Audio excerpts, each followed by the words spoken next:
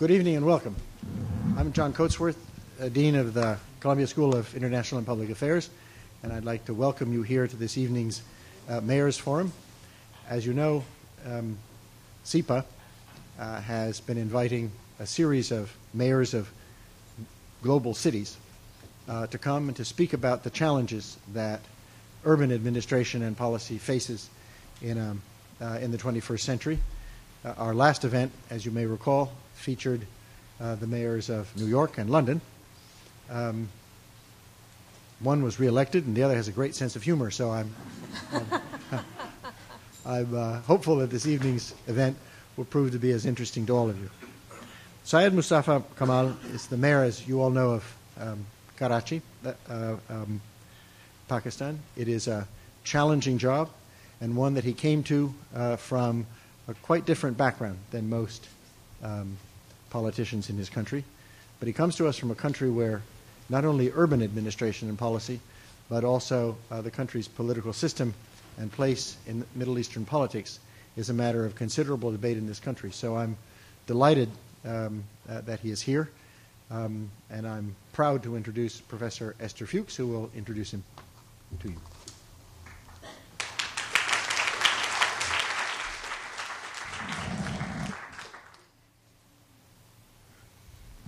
Thank you, Dean Coatsworth. It's really a pleasure to have you here with us today and to have you as our leader as SIPA moves forward into the 21st century, working to improve both our country, our city, and the globe.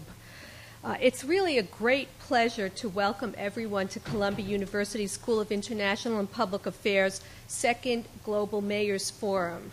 Urban Policy, Global Challenges, a conversation with Syed Mustafa Kamal, Mayor of Karachi, Pakistan. The SIPA Global Mayors Forum, as the Dean explained, is the university's latest initiative to promote cross-national collaboration, research, and policy innovation. So many of our students come here having lived and worked in the world's great cities, while many of our faculty are policy advisors and engaging in research in virtually every major city.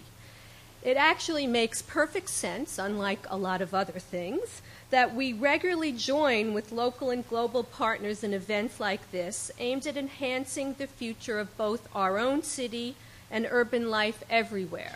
Because as everyone knows, we in New York expect to be learning from other global mayors about how they get things done. We do not have all the answers here, and we know that we can really learn much from listening to the global mayors.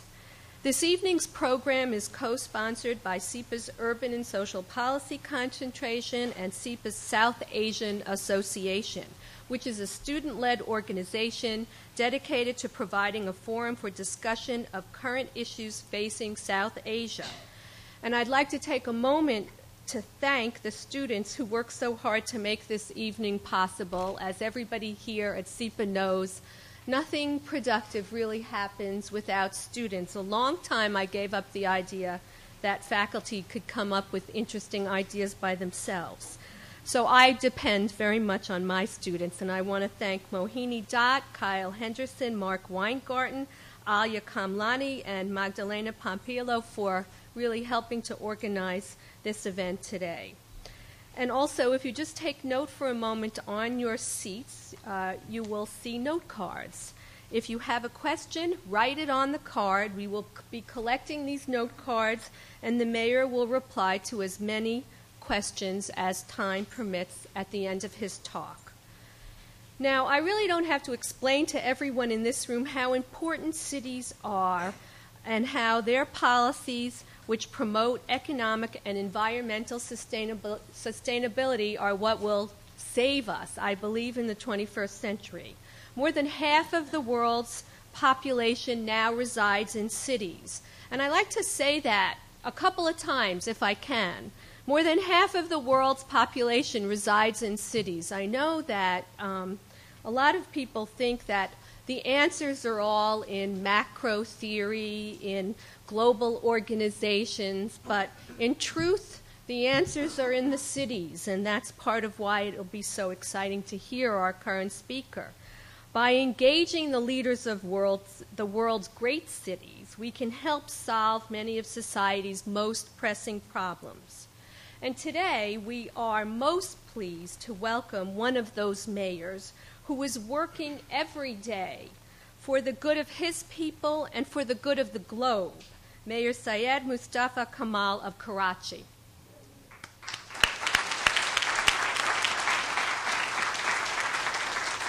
Mayor Kamal has shown himself to be an innovator and a global leader in a sometimes challenging and volatile political environment, as our dean alluded to.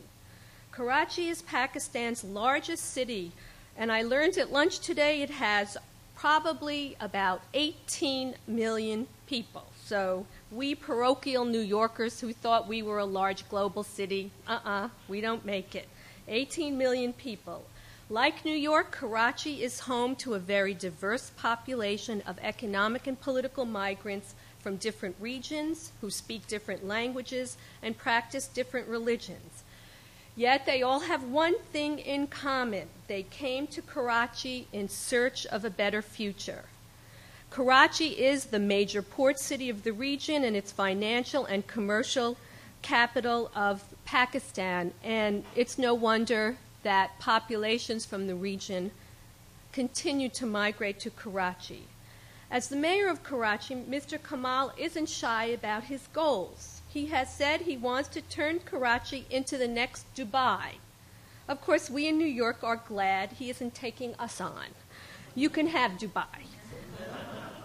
To date, he has revolutionized the medical facilities and emergency care services and has greatly expanded Karachi's transportation infrastructure to meet the needs of this growing population.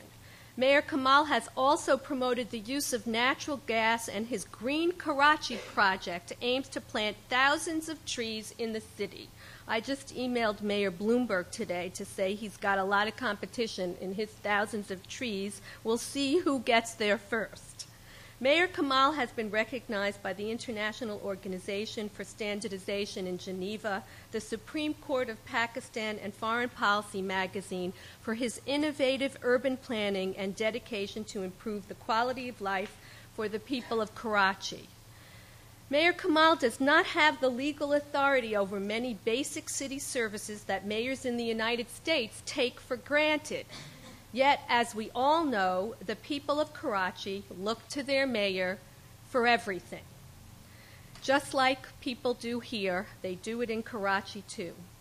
And in light of the political volatility in the region and the pressing issues of safety and security, Mayor Kamal's accomplishments are even more impressive. Please join me in giving him a warm welcome to Columbia University's School of International and Public Affairs and to the City of New York. Mayor Kamal.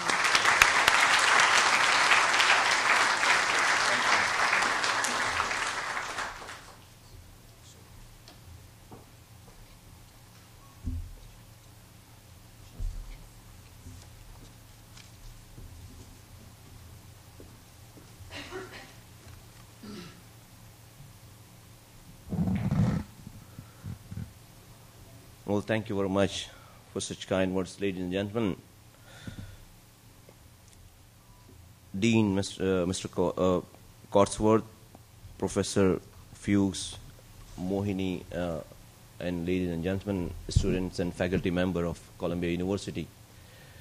Thank you very much for giving me this honor. I deem it as a great privilege for me and an honor for me to be here in this August gathering.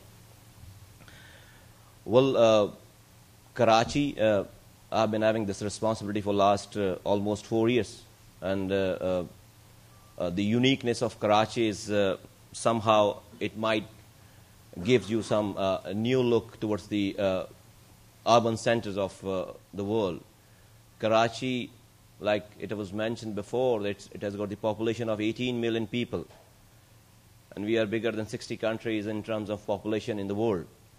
But you'll be surprised to know that just 2 years back, Karachi did not even have its own first master plan. After the independence of Pakistan, 62 years of the independence of Pakistan, we could not even develop the master plan, first master plan of Karachi.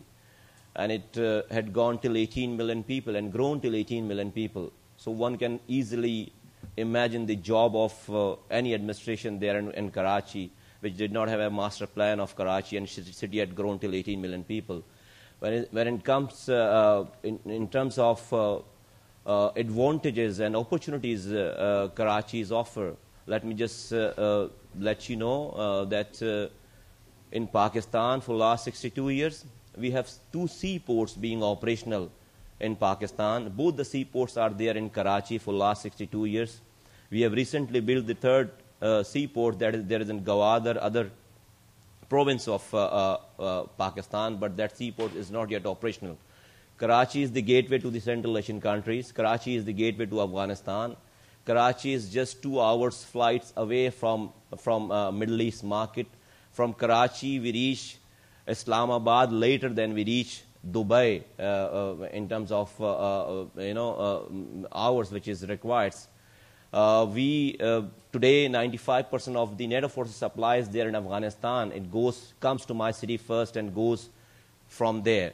We generate 68% of the whole country's revenue alone from that city, and we don't keep it to ourselves. We share it with this whole nation, and that 68% revenue and 68% amount, and it goes to national exchequer. We offer millions of jobs to the people from all over the Pakistan.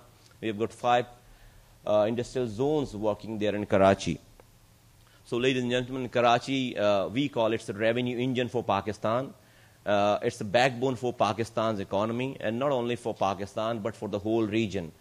If today, whatever stability, if you see economically there in Pakistan, that is the Karachi has got the role to play, and Karachi is playing that role for in order to have the economic stability there in Pakistan. When we are talking about, when we mention about these opportunities, these ingredients of Karachi, the same ingredients brings us threat as well. Knowing about Karachi that this is so important for the region, that has been known to the enemies of Pakistan and enemies of that region too, because everybody knows and understands that if they want to destabilize Pakistan, if anybody wants to destabilize Pakistan, Pakistan can only be destabilized by destabilizing Karachi, because Karachi is the backbone for Pakistan's economy. Karachi is the revenue engine for Pakistan. Karachi is the revenue engine and supply line for this whole region. Therefore, it offers us these opportunities for Karachi, gives us more threat. And you can well imagine the city where there is no unity of command, because like New York and like others, like London and other cities in the world, where mayor controls the traffic police and city police comes under the mayor. Being the mayor of the Karachi, police of my city does not report to me. The traffic police does not report to me.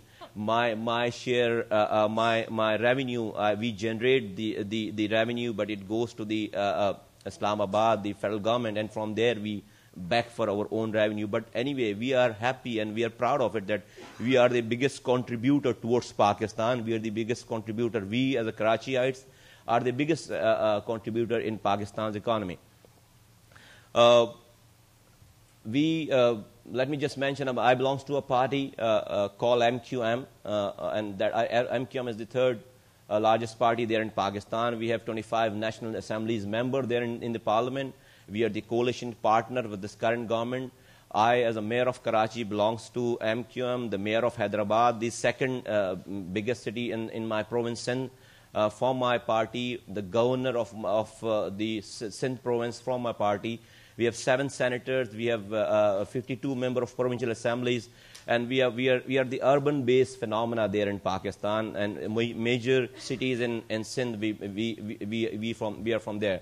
We are not the feudal son. Let me just tell you, whoever knows the politics of Pakistan, Pakistan's politics for last 62 years, the domestic politics comprises on 35 to 40 families there in Pakistan. They have been, for their forefathers' time, They have been the member of national assemblies, member of provincial assemblies, the ministers, the federal ministers, the governors and chief ministers, president and prime ministers of Pakistan for the last 7 generations and for the last 62 years. And no matter they are from opposition or treasury benches, it remains that political business and government business remains within the family, within the 35 feudal families there in Pakistan. And if you see the condition of Pakistan today, where these feudals, these politicians have been elected for the last 7 generations, if you go to their constituency, you will not find even a single school working there, single primary school working there.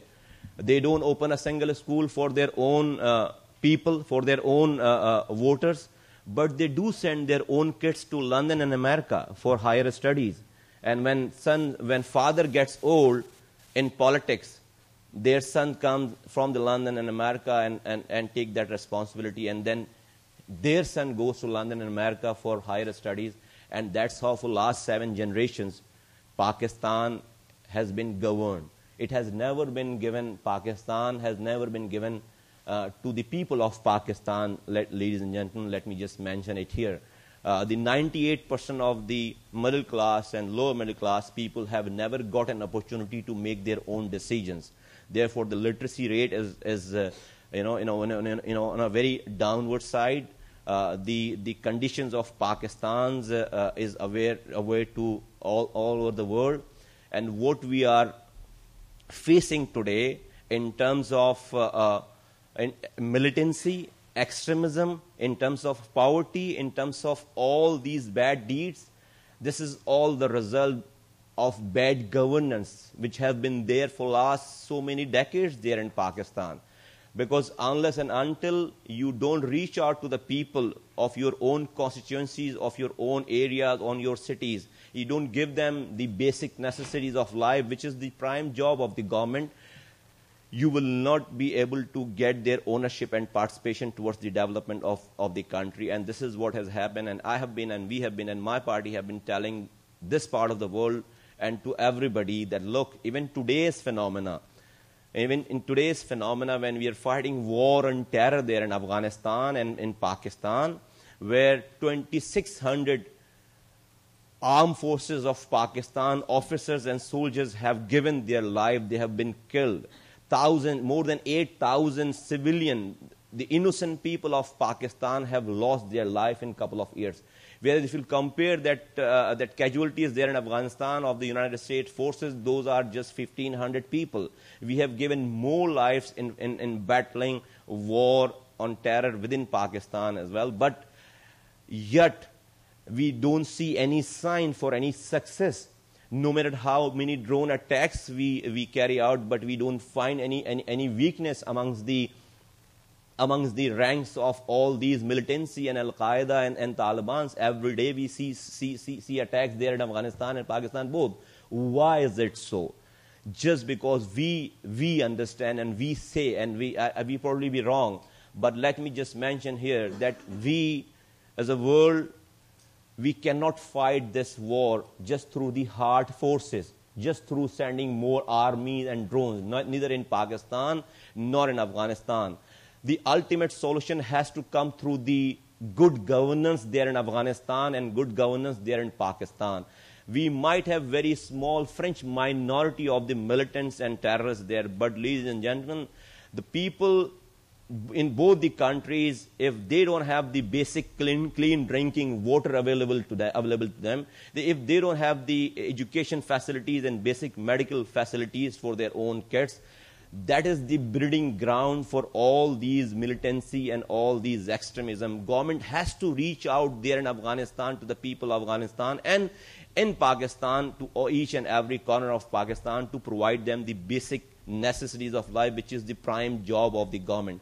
And we don't see good governance in both the countries. This is what we have been telling the world, and this, especially this part of the world, that just through the hard forces we cannot fight this battle unless and until we have the good governance in both the countries, like in Afghanistan and Pakistan. We have to reach out to the people in both the countries.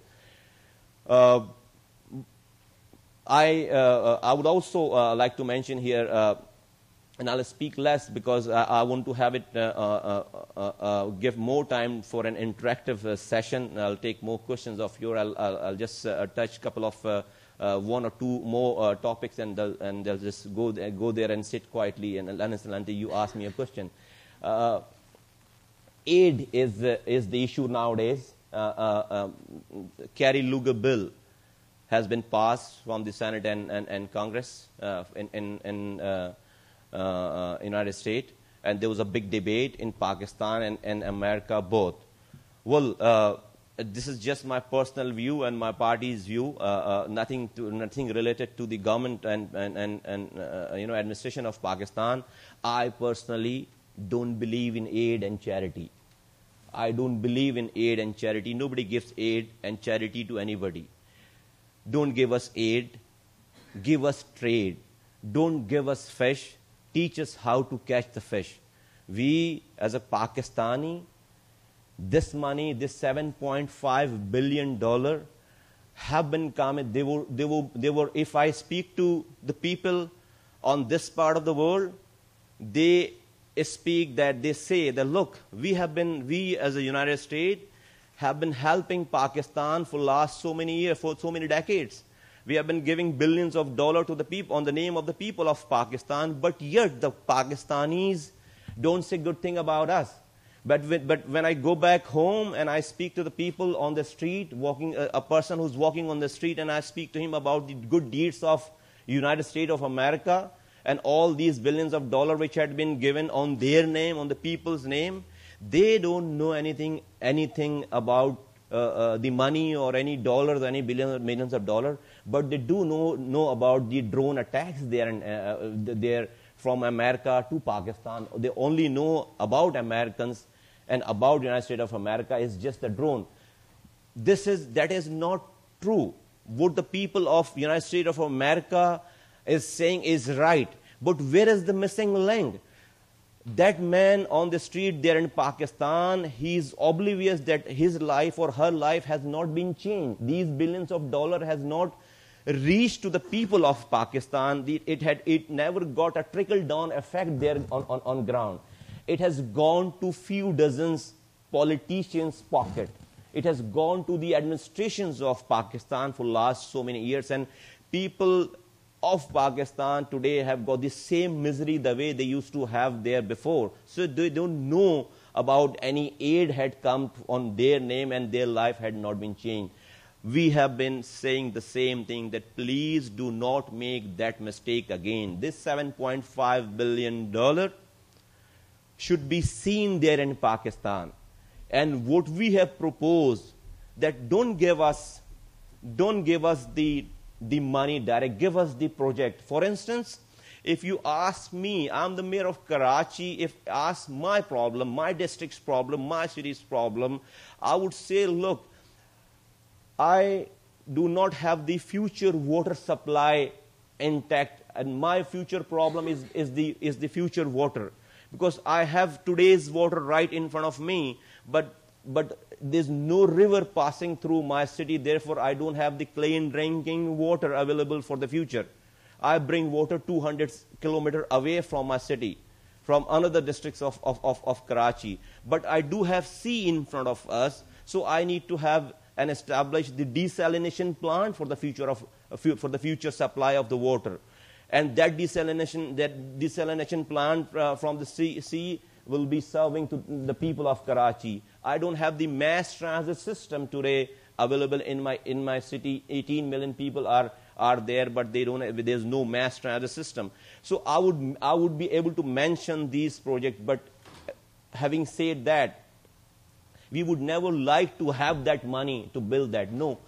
If that is the situation, I would offer my disadvantages to different part of the world, ladies and gentlemen.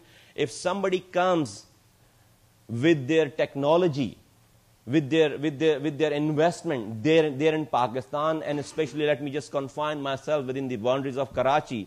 Well, let's take an example of mass transit system. I can bet and I can say it confidently that nowhere in the world you'll have that fastest return on investment in mass transit system, if you the way it has been offered there in that part of the world, there in Pakistan and Karachi, because 18 million people are the riders for the mass transit system. And any company, anybody, any city, any country has done that project anywhere in the world. If they come and replicate that same system there in Karachi and they have the system, 18 million people are the riders for that mass transit system. The return on investment would be the fastest offered anywhere in the world. We don't have water supply in front of us. If somebody comes and set up the desalination plant with their own initial investment, tomorrow the whole Karachi, 18 million people will be the buyer of that water. Nowhere you will find this sort of opportunity. So we offer our infrastructure as an asset. We offer our population as an asset.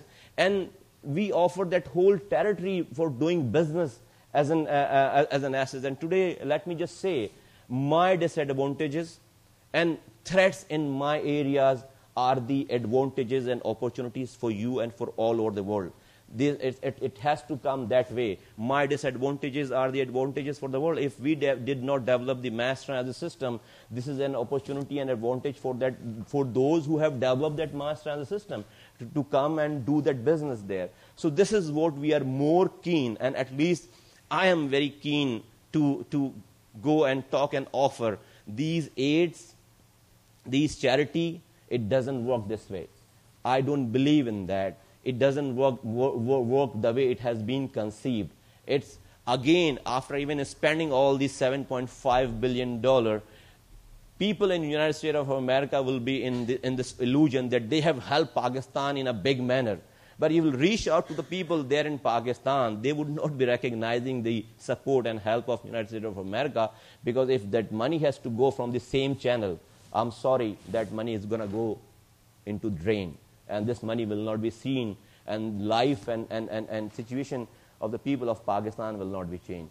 I will not go further from here, and I would just mention that we as a Karachiites and the region has got a biggest role to play, and we are playing a biggest role. Today, 95,000 of NATO forces in Afghanistan, they drink water in Afghanistan, which comes to my ports, my city first, and goes to Afghanistan. If God forbid something happens to Karachi, if that water has not been reached to the people and to the NATO forces, 95,000 NATO forces there in Afghanistan, the very next day, they will be drinking the Afghanistan's water. And then after that day, half of the army, NATO forces, will be having a stomach problem there in that region in Afghanistan. The food supplies goes through my city. The logistic goes from my city.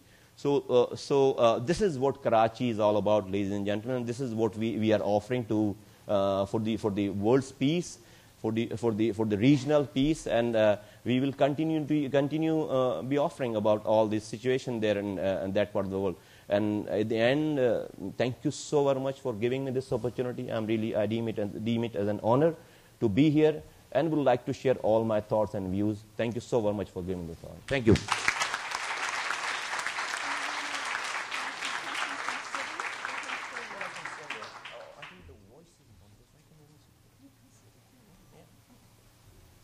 So, the mayor has graciously agreed to answer questions. So, come up to the mic with your questions and begin. This is a question from somebody in the audience. I have recently learned that the city government only controls 34% of the city. The rest, 66%, is controlled by different trusts and cantonment boards.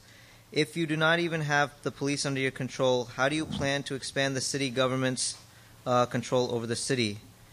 What are you doing to unify all the powers in Karachi? All the powers in Karachi.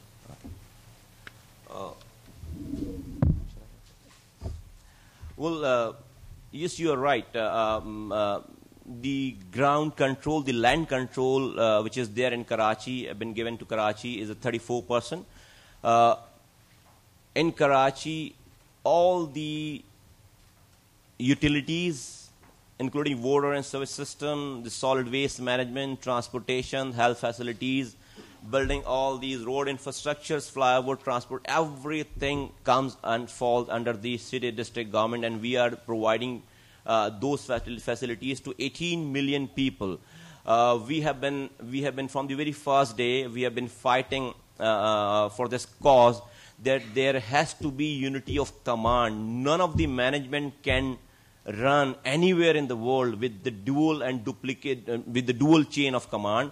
As far as municipal services and boundaries are concerned, there has to be unity of command, and everything should come and must come under the municipal services, which where the mayor should be the head of that municipal services.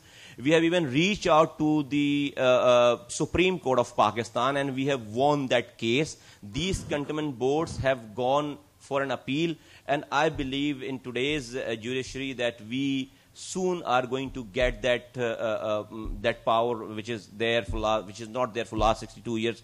So answer to your short question is yes, we had these deficiencies and challenges, but in terms of service providing, we are the only organization on only municipal services which provides water to even cantonment boards areas, to the DHAs areas, and all these 13 different agencies control.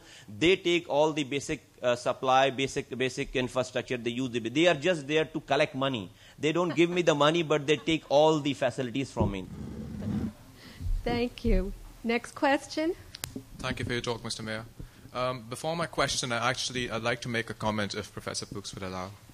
Sure. But please keep it brief because we've got a lot of questions. I will try to. Karachi is my home, and I'm very proud to call it my home. And I've witnessed the improvements that you've made in Karachi over the past 4 years or so, and they've been very, very impressive. And I think I speak for everyone in Karachi when I say we're very happy with what you've done for us so far. So thank you. Thank you. My question is as follows. One of your main priorities has been to work on our transport system, and you've done that by building a whole lot of flyovers and roads and underpasses, all of which has been very commendable. But at a time when most cities are trying to work on their transport problems by actually improving their public transport system, you've decided to focus on roads. Why could that money not have been channeled into the mass transit systems or reviving the KCR, the Karachi Circular Railway, and so forth? Thank you. Mass transit system, you have rightly pointed out the issues of Karachi. When 3 years, let me just give you a brief, the background as well. When I took over this responsibility just 4 years back, there used to be, every day's traffic jam report in the news channels and media, and every day's newspaper you open in the next day, you'll find big hue and cry there 4 years back there in Karachi. And every day, just to let you know, we have new 600 cars coming into the city, new 600 cars every day. Now, what to do? When we talk about the mass transit system, this is an expensive affair altogether. Never, ever, anywhere in the world, mass transit system has been built by any city itself.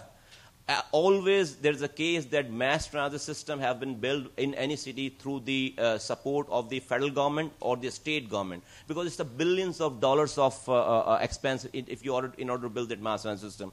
What we had done, we have conceived that mass transit system, the 64 corridors there in Karachi.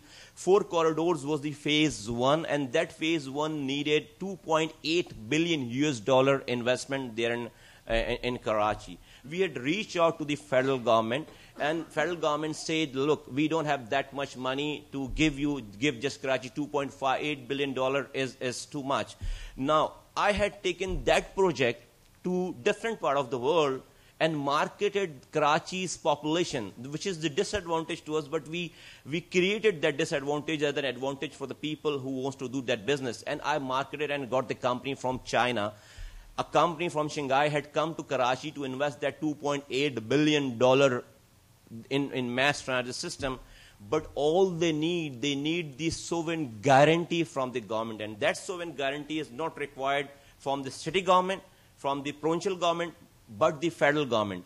But so far, unfortunately, federal government has failed to provide them this sovereign guarantee to build that mass transit system. Now, what are the options left for me? Shall I just, there was the easiest way to just sit and cry and speak out loud there and present my case to all over the world. Look, we have done this. Federal government is not giving me the money. No, we had opted the difficult and toughest way. We have conceived a very unique project there in Karachi in order to get the short-term relief for the people of Karachi, 18 million people, and we can conceive the signal-free corridors concept. And we conceived that project in my first year of tenure, and today I have built 3 signal-free corridors. And what I mean by signal-free corridors, that the busiest streets, busiest roads and junctions of Karachi, let's say 15 kilometers of the stretch. First we created the signal-free corridor 1. There was a stretch of 15 kilometers, the busiest junctions, busiest area of Karachi. There we conceived 3 underpasses, 3 flyovers in a row at one time. 6 mega projects in a row. There is a history in Pakistan, in development history in Pakistan, that one flyover or one underpass used to take 8 years minimum, 9 years, 10 years, 11 years. We conceived 6 mega projects in a row at one time, started that work at one time, and we finished that whole project, 6 projects, mega projects, biggest mega projects, in just 8 months' time. Day, night, morning, we worked together. In 8 months' time, we finished that signal-free corridor 1, and that has given the relief to the commuters of Karachi. And then when we completed signal-free corridor 1, we conceived signal-free corridor 2. Then when we completed there we conceived 5 flyovers, 1 underpass at one time, and 25 kilometers of the stretch became the signal-free. Then we conceived 28 kilometers of the stretch of signal-free corridors, that's signal-free corridor 3. And you can imagine in this shortest span of time, this 3.5 years time, we have constructed 38 underpasses and flyover in that. That has given the room and created the room for the commuters there in Karachi, that if mass transit system is not coming today, at least we can move around in the city without any hassle. And today's transportation is the best in Karachi, and commuters is the best in Karachi, but I don't have money to spend. We have given room to the federal government. They'll bring up with the money and give us mass transit system in 8 to 10 years' time. Otherwise, my underpasses and flyovers and signal-free corridors will be obsoleted. There will be a bumper-to-bumper traffic and transport in 10 years' time and 8 years' time. So this is what we could do, which we delivered. Otherwise, there would have been riots there in Karachi, I can tell you, because of this traffic jam. There used to be a riots there in Karachi because 3 hours, 4 hours, there used to be a jam there in traffic. Now you complete your 2 hours journey in just 10 minutes and 12 minutes as compared to 3 years' time in Karachi. Thank you. Next question. This is from somebody in the audience. What do you think about the current political leaders, and who, in your opinion, is the ideal leader for Pakistan, and why? Well, let me just answer to your second part of the question first. My ideal leader is my leader, Mr. Altaf Hussain, who is my leader and who's made me the mayor of the city, mayor of this Karachi, and I'll tell you why. I will not comment on your first question. I'm sorry, I would not be able to answer you the exact word which I have in my heart, because I'm because I'm sitting. Why? Because my ethics demand that I'm sitting in out of country, and here I'm the ambassador of Pakistan. So yes, we do have so many differences within the political parties and with the leaders. But that's there in my own country. I will not speak up here. But I would tell you why what is the problem of Pakistan today and in the leadership. Every small party there in Pakistan, or every leader of that small or big party there in Pakistan, and every leader of that small or big party, they are the candidate for the Prime Minister or President of Pakistan, where they are a small party or they are the big party. When they struggle their whole life, the leaders struggle their whole life in order to get that post. And when the head of that party becomes get the premier post and chair of the state, like we have seen in every case, when in People's Party's case and PMLN case, Nawaz Sharif was the head of the Mr. former Prime Minister. He got there. He became the Prime Minister. Mr. Zardari was the head of the People's Party. He became the president. And Ms. Bhutto was the chairman of the party. She became the Prime Minister twice.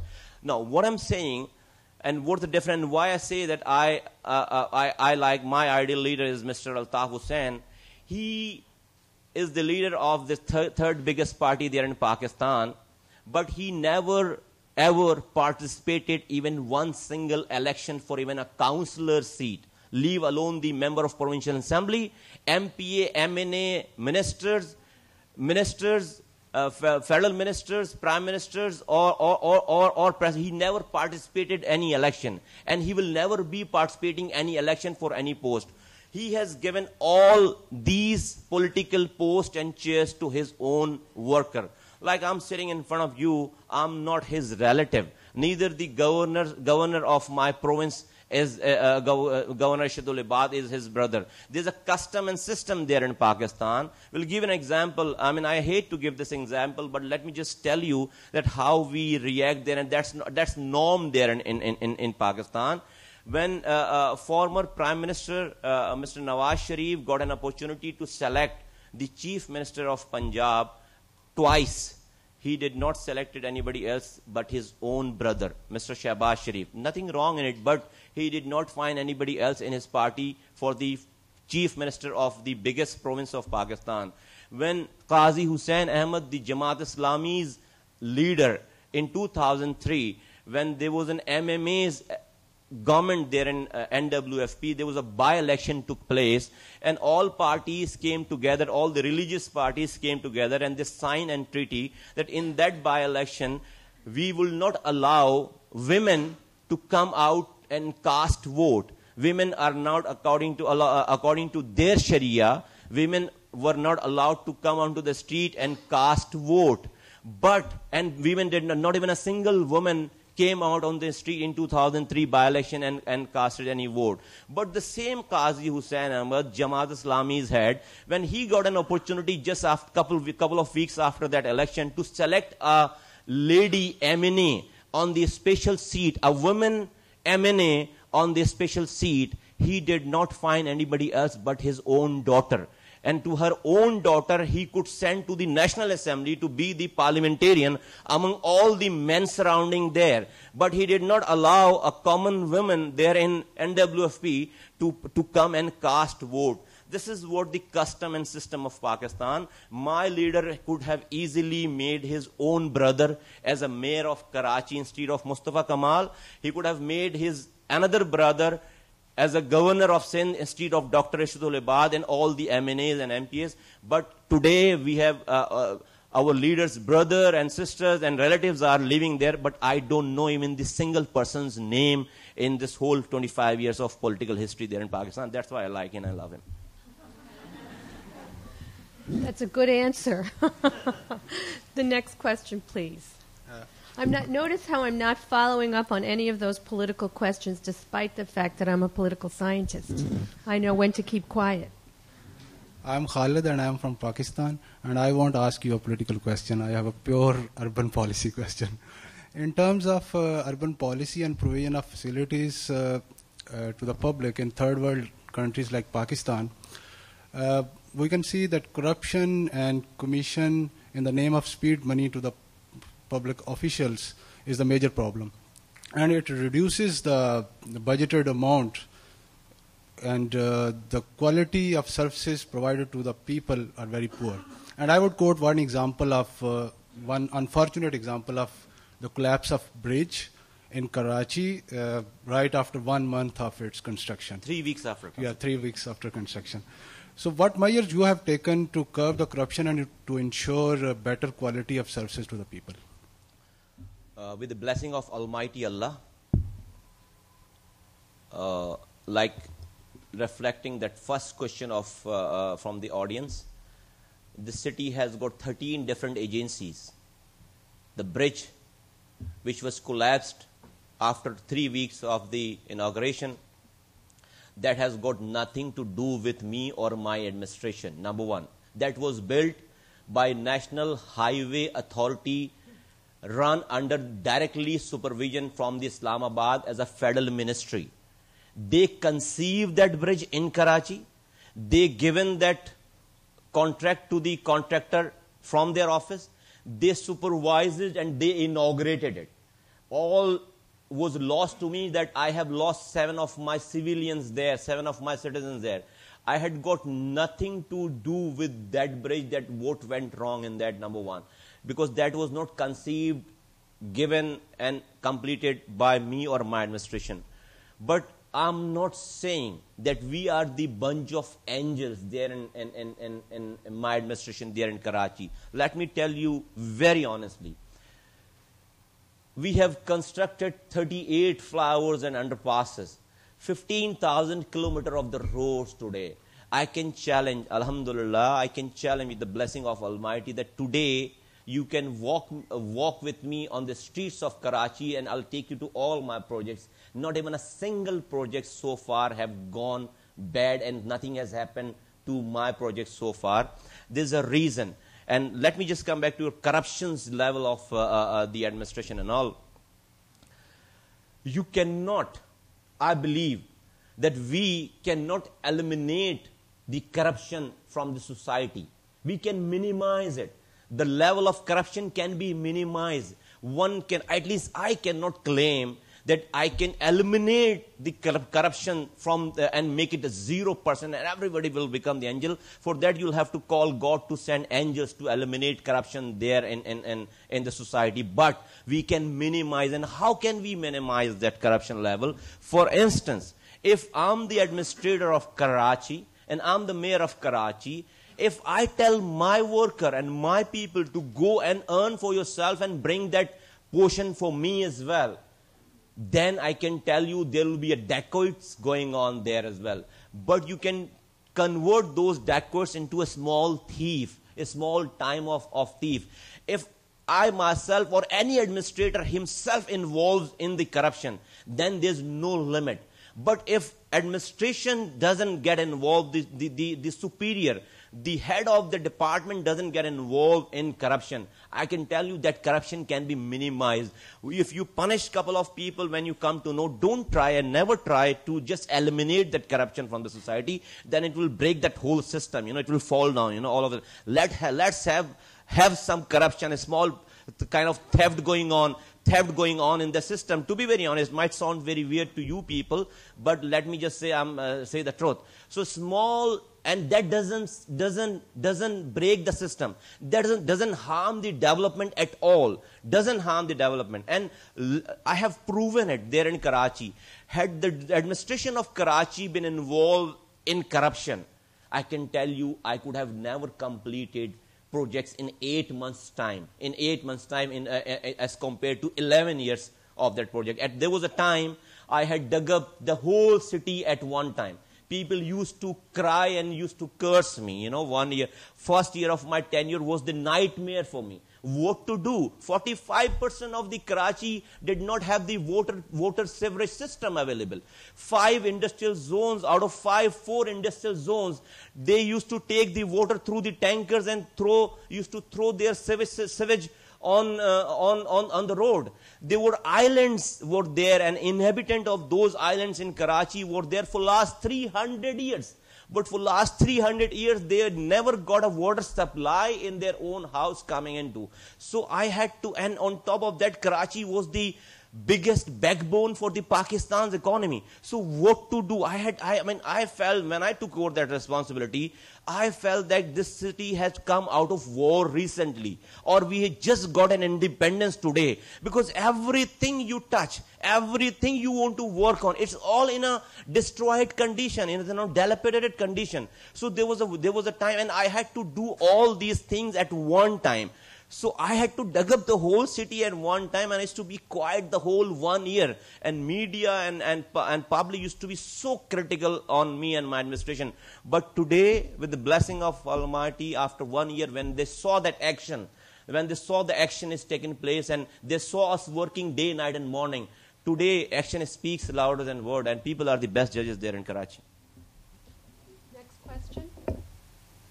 Sir, I wonder if you could talk a little more about the challenge of security in such a large city where you don't actually control the police and where you have millions of Pashtuns who have ties to areas of the country where militants actually are quite strong.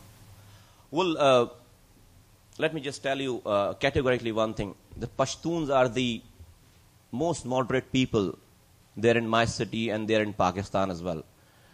What we talk about the French minority, and those evil forces are very small in number.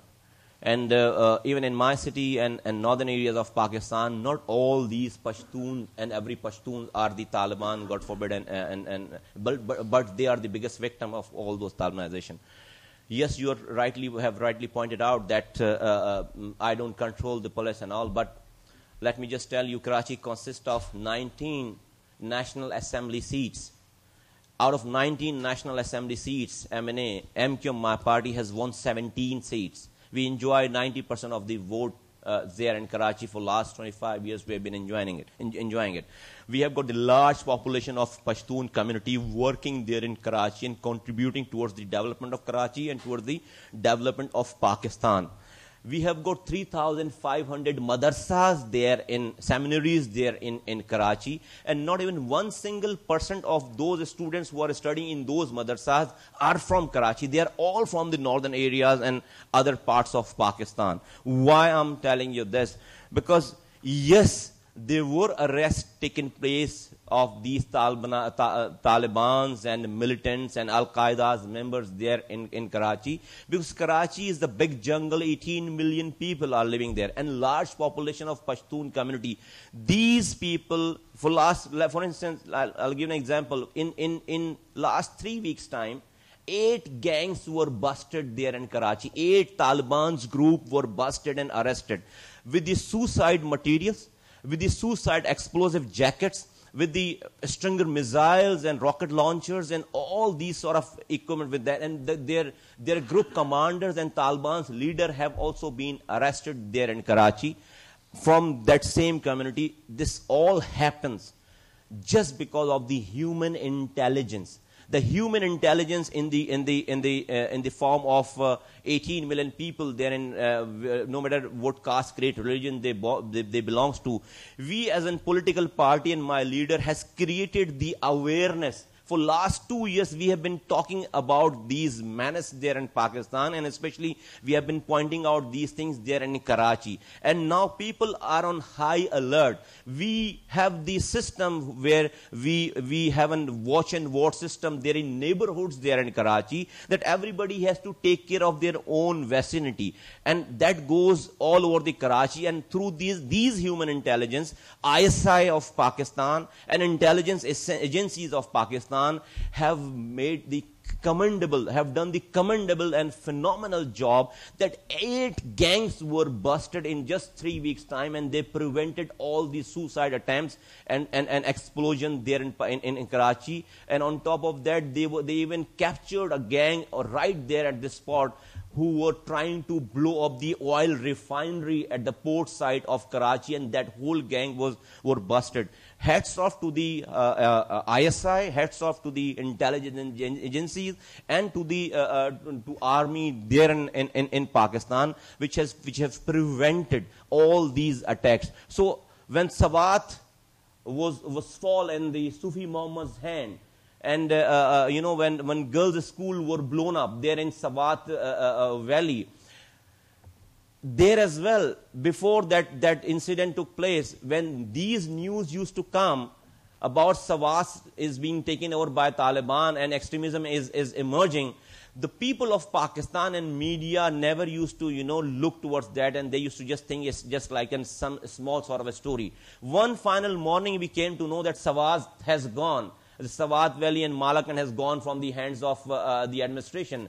We did not want to repeat that same Sawat incident there in Karachi, so we were alert. We created this awareness in the hearts and minds of the people, and through these human intelligence and ingressed towards the doorstep of the people of Karachi, each and every soul who lives there, through the administration, through serving them, through taking them the governance issue, resolving their problem. I think we have created this whole human intelligence through that, and now law enforcement agencies are working their job. Next question, please. Thank you. You've already answered part of my question when it relates to the Pashtun issue. A lot of people don't know, but Karachi is the biggest Pashtun city in the world. There are more Pashtuns in Karachi than Kabul and Peshawar. So, in relation to that, as far as administering such a diverse city in such volatile times, it's not just issues of roads, but also issues of inter-ethnic warfare.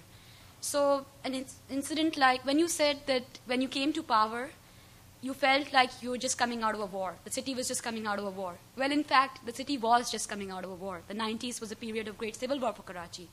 So now you are in the administration. How do you feel about an incident like the Pashtun Muhajir riots in November 2008?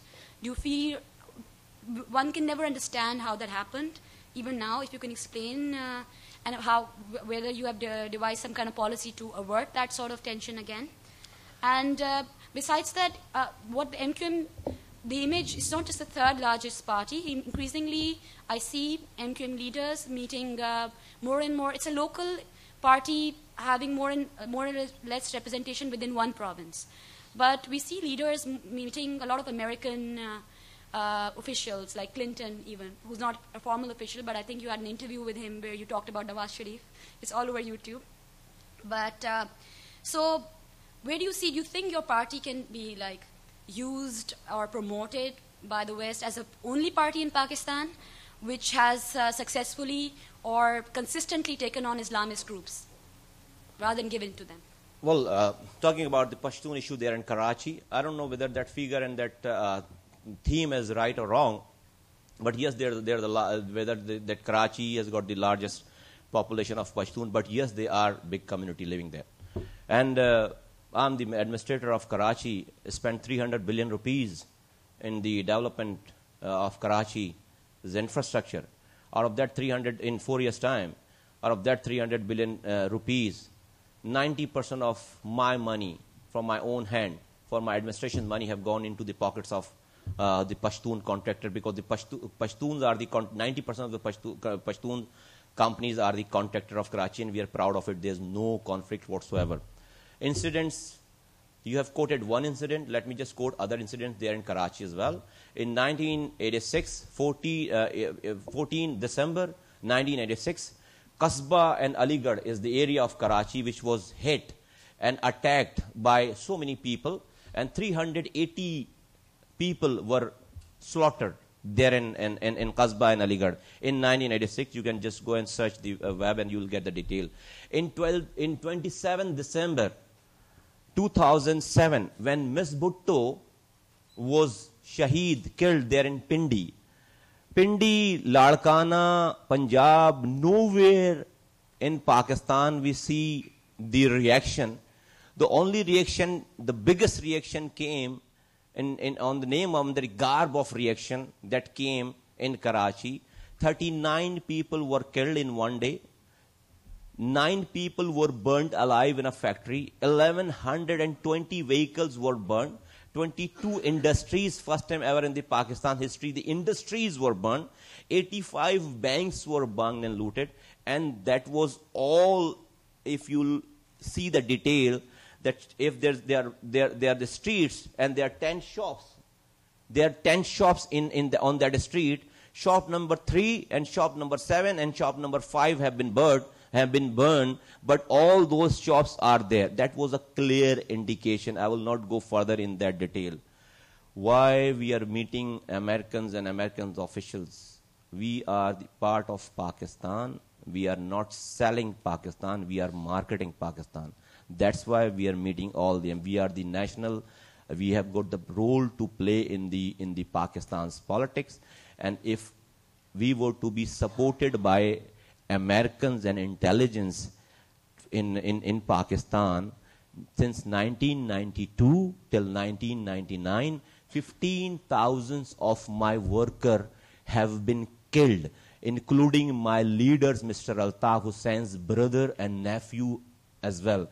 There was an army operation on us since 1992 till 1999. They used to call us an Indian agent. They used to call us the destabilizing force there in Pakistan. And even in that era, Let me just explain it to you. Even in that bad days where we were just hiding ourselves, we were just being killed, extrajudicial killing took place in that era in Karachi, and each and every worker have been targeted there in Karachi in that era.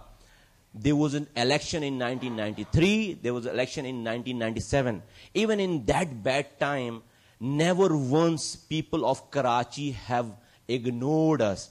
MQM participated election and people have voted the way people have voted. MQM has participated 9th election in a row in 25 years there in Karachi, and out of that 9 election in 25 years, we never lost even a single percentage of our voting pattern, even at the time when there was an army operation going on. And mind you that the voters of Karachi are the most literate voter there as compared to anywhere in Pakistan, because there is a literacy rate is high there in Karachi. We are not living in any feudal society. So people do ask question, and anybody does wrong there in that city will not get the voting power. So no, we have given, if today, if you wanna see and you wanna quote any success model of Pakistan as far as development and infrastructure development is concerned, I can bet and I can tell you, wherever the MQM's administration is there in Karachi, Hyderabad, those are the only areas in Pakistan where you can show the success model of the development out of Pakistan. Otherwise, you will not find any success model. So we have delivered and worked for the common citizen of Pakistan. That's why we have gone and reached out to everywhere in Pakistan. Now we are participating election in Gilgit and in Iskardu. We have got seats there in Kashmir Assembly. We are going to Punjab. We are going to Sarhad and Balochistan. And we are coming to United States of America as well and meeting people. We did not come first. The Ambassador Negro Ponte had visited my office first. Mr. Boucher, Ambassador Boucher, Secretary Boucher has visited my office first. So I cannot stop somebody not to come to my office. If they realize that city is important and the administration is important, everybody is welcome to come there. Thank you. Oh, you have a question? Will you go to the mic? We have next question. I just want to comment for a moment here because I think it's the mayor is fielding questions from so many diverse areas here, and traditionally in a mayor's forum, we tend to focus on the issues of service delivery and the local politics. And I think it's very telling, and I hope everybody understands really the enormity of the problems that mayors face on the ground. What Mayor Kamal is doing is really within a politically conflictual situation, a very difficult situation, he is still responsible for those basic services of making sure people are safe, that there's fire protection, police protection, that kids get educated, that there's clean water. And sometimes I think we tend, because we're so focused on the global problems and solving the issues of war and peace, focusing on the issues of war and peace, we forget that the mayors on the ground, they still have to do all of this. And it's very difficult, I think, in a city like Karachi. And I just have to say at this moment, as we wait for the next question, that somebody who studied a large number of global cities, I'm humbled and I'm amazed and impressed and thrilled that you're here sharing this with us, because I think for our students and our faculty and for those of us who spent most of our lives in developed countries, we tend to underestimate and minimize these kinds of issues that the mayor has to face. And I'm really glad to have you here to confront all the questions that people are asking, but particularly to help people understand the day-to-day job of governing a city is probably the most difficult thing anybody can possibly do. More difficult often than governing a nation-state, which has all the resources, at least, and the capacity to solve problems. So I wanted to just interject that comparative lesson over here for those of us who are focusing on these issues. Go ahead. Yeah. I had a question about the Nazim system, which is currently being extended on a month-by-month basis.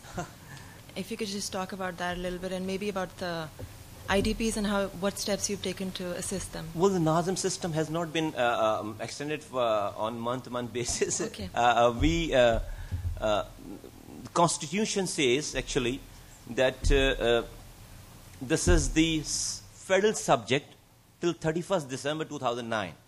And after 31st December 2009, this subject of local government system will be transferred automatically to the provincial government. And right now, if somebody wants to make any amendment, any province wants to make any amendments, it has to go all the way to the President of Pakistan, and then only you can make any amendments. But after 31st December 2009, this will be this provincial subject, and provinces can make amendment. That's the constitutional binding. Now, my tenure has been completed, and when I took oath since the time, and that was 16th October 2005. So 16th October 2009, I have my tenure, 4 years of tenures have been completed. Not mine, all the Nazims and the mayors of Karachi, mayor of Pakistan.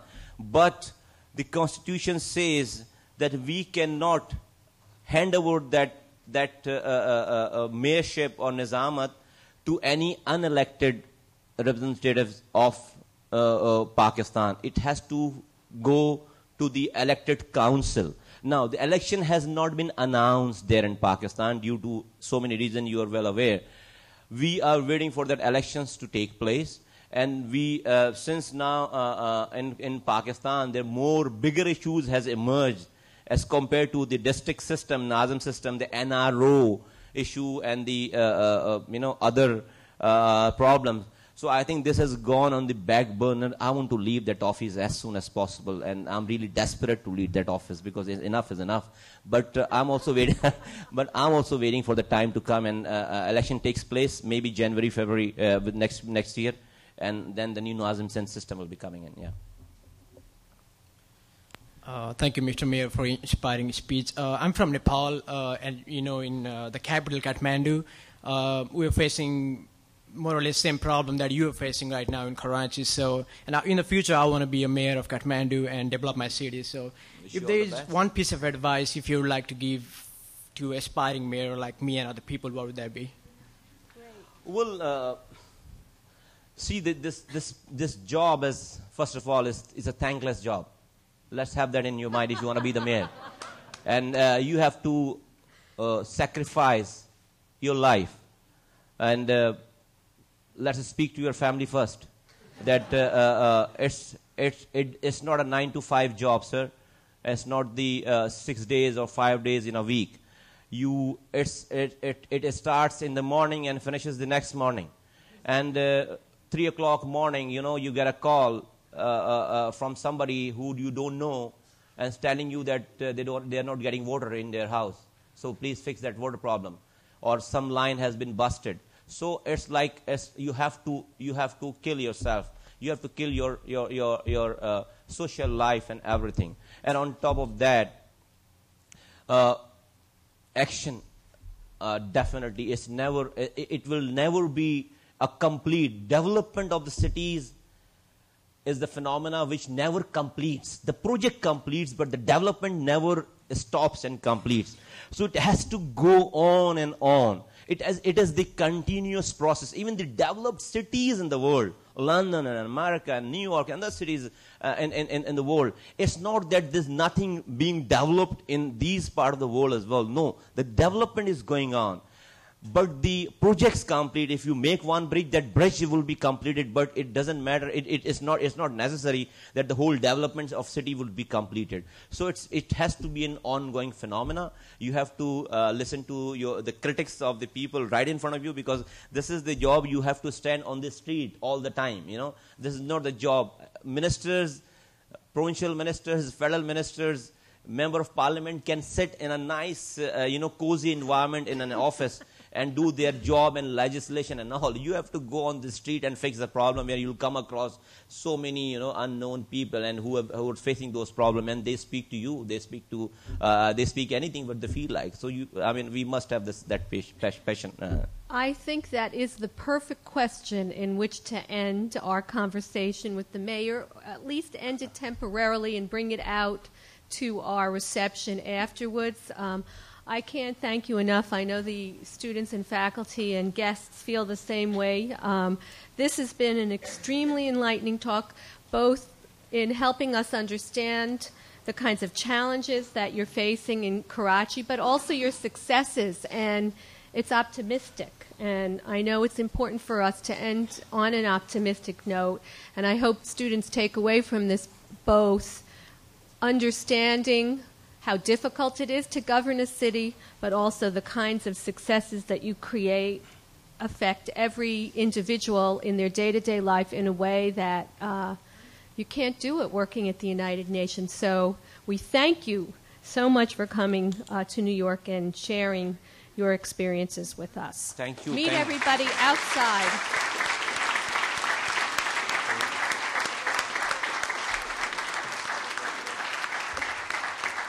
Thank you very much. Thank you so very much. I really enjoyed this conversation, and I'm honored. Thank you.